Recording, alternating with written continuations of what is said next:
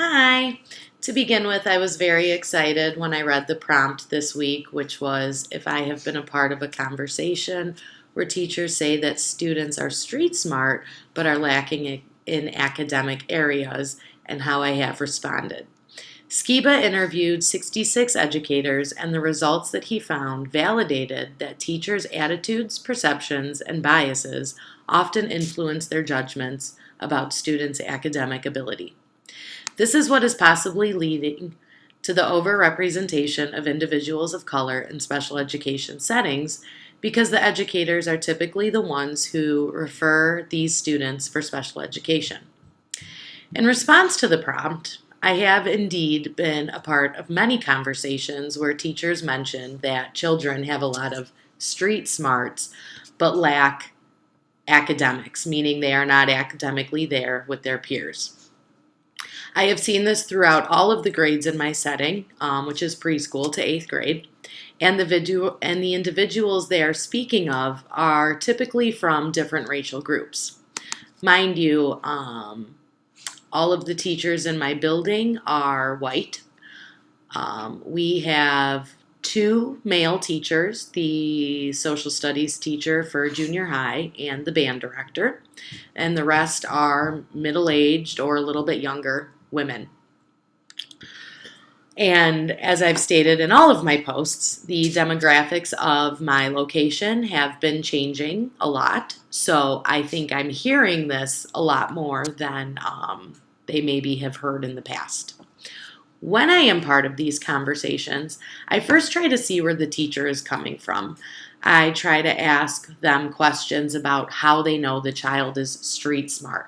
What do they do that leads these teachers to say that?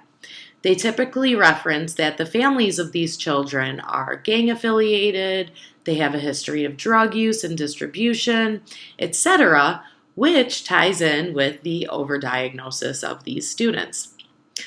These conversations show me that these teachers are immediately walking into these situations of working with these kids with a bias.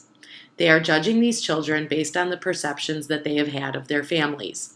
Mind you, they don't necessarily know if these families are affiliated with gangs, but that is their assumption. From there, these teachers typically try to give these children services of special education by referring them for full case studies, which I believe is happening prematurely. Since our school has implemented RTI, I remind these teachers that we should intervene with these areas that they feel the children are lacking before moving to a full case study, which is now what we are required to do. First, give them support, intensify services as needed, and then possibly move to a full case study. So again, we must offer them additional support in the areas that they feel these children are lacking at, before assuming they have a disability. Typically, these children do in fact respond to Tier 1, the core instruction, and Tier 2 support, which is typically provided by either my reading specialist or my math specialist. And after these children have received 6 to 8 weeks of these interventions, they normally do improve, which means we do not move to a full case study. I always try to remind my colleagues that since we have RTI in place, we must try to help these kids and intervene early rather than assume that they are lacking academic knowledge and have a disability needing special education services. As it's stated in the text, typically expectations change based on the background of our students, which we must try to stay away from. We need to have high expectations of all of our students, but we may need to teach them differently, and that's okay. No matter what path or what they take to get there, we must always strive for the same result or expectation. I think, especially after reading a lot of what we've had in these books, I'm now getting more upset and more emotionally invested when these teachers just assume that because the child is from a different race, they have a disability.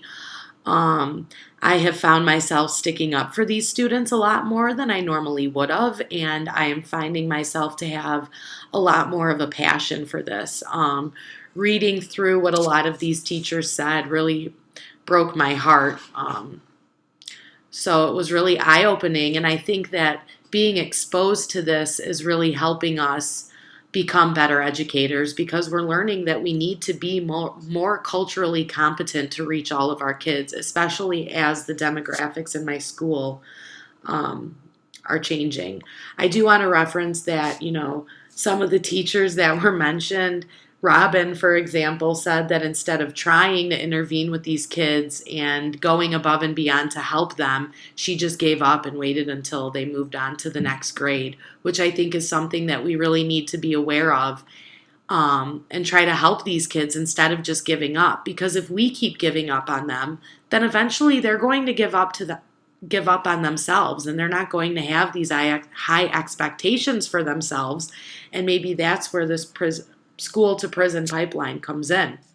If these teachers continuously give up on them, then maybe now they have a lot less self-worth. So they lead to more behaviors because maybe the teachers didn't create solid relationships and they've just given up and, washed their hands of it and said, oh, well, I'm done.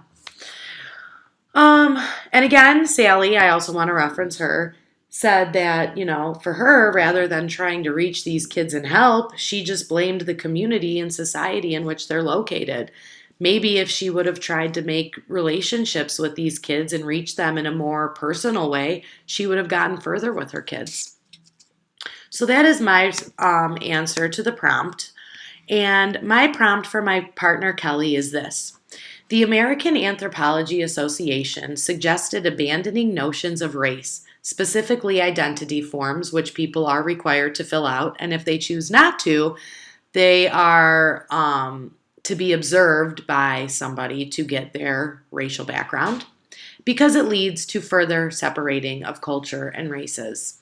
My question is, do you agree that we should abandon these notions, specifically these forms of race identity? Why does this data that we collect help, and how does it hurt? Okay, so I look forward to listening to your response and watching all of your videos. Thanks.